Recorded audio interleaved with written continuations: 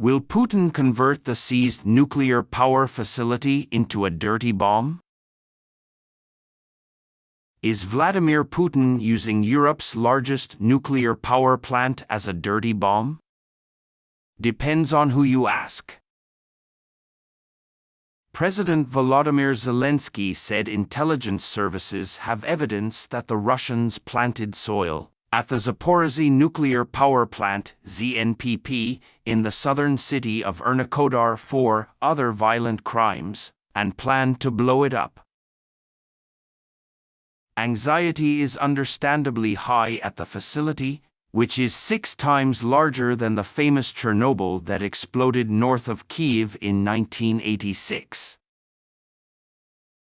Ukrainians still take this threat seriously. When I asked about some anti-inflammatory drugs, pharmacist Olia said, "Iodine? Ha! It ran out a few weeks ago."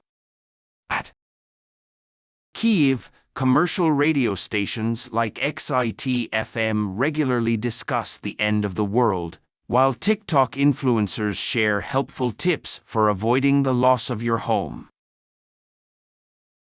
Last month, Rafael Grossi, head of the International Atomic Energy Agency, said that although his inspection of the ZNPP did not find any explosives, Russian soil had been planted there before. With typical bureaucratic incompetence, Grossi explained that the ZNPP's use of explosives did not meet safety standards. After he left, the Russians probably mined again. Normally, the collapse of the ZNPP will leave many parts of Ukraine uninhabited for many years, and its consequences will affect Europe and Asia. However, 5 of ZNPP's 6 reactors are in a cold shutdown state and one is believed to be operating at around 20% capacity. Given that the cold state reduces the threat of melting, this in theory makes the explosion less dangerous. But it's a cold comfort. A Ukrainian official told me, "We are still talking about Europe's largest nuclear power plant, even though it has been decided to close it." Our nuclear agency has spoken to personnel, but no one knows what to expect. There are variables: weather, radiation level, size of the explosion, so that's right, who broke the tree safely. At the beginning of the invasion, Russia illegally bombed the ZNPP and then used it as a shield in intense fighting. It's been a while since Putin hinted that the nuclear game is over, but he clearly loves the nuclear chicken game. Blocking progress. So how far can Putin's pressure go? The game in the nuclear hall risks alienating Chinese fans who are curious about it, so the possibility of minor environmental damage makes this option even more questionable. Ukraine said, somewhat ominously, that Russian workers began to leave the house and city in Enerhodar. Equally disturbing, Russian authorities have accused Ukraine of attacking the ZNPP, the map they used before demolishing the Kakhovka Dam last month. Just like the collapse of the Kakhovka Dam, which endangered the safety of the nuclear power plant by reducing the cooling water, the destruction of the ZNPP could affect the Ukrainian military forever.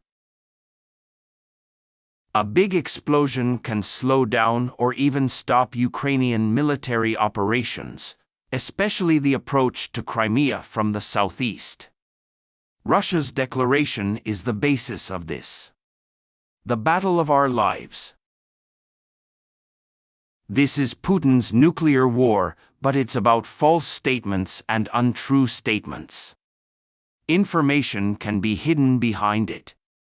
Meanwhile, the political investigation will take years. That's diabolical, Mendel told me. The same goes for soldiers.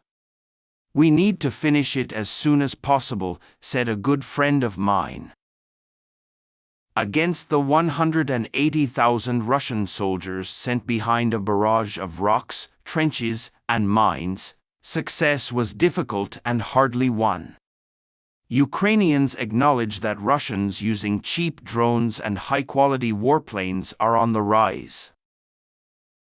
There is no evidence that the Ukrainian Python jam is starting to hurt Russia, which is slowly losing ground and rapidly losing strength. From this perspective, Russia's view of the Zaporizhzhia affair began to seem more hopeless than threatening. Putin's unsustainable attrition. For every Ukrainian soldier lost by Russia, Russia loses 8 soldiers, according to Ukrainian government sources. Ukraine destroyed twice as many tanks as Russia last month, according to independent observer Oryx.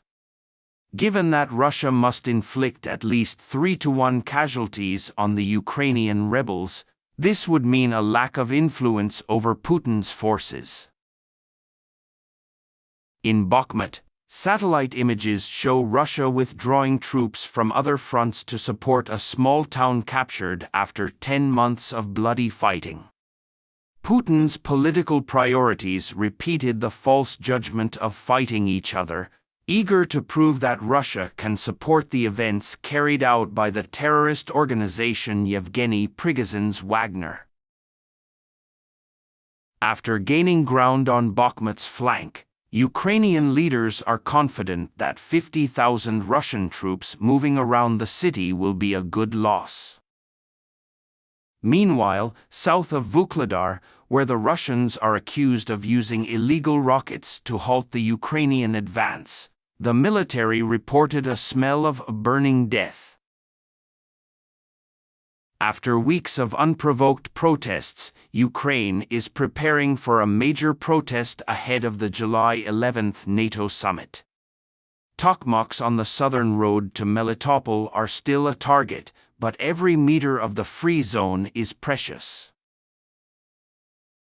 A soldier close to the front said, "We've moved a lot of equipment recently. Everyone out of the base, hello. They feel the pain. I hope they will be soon. We have no choice, we have to win," he said.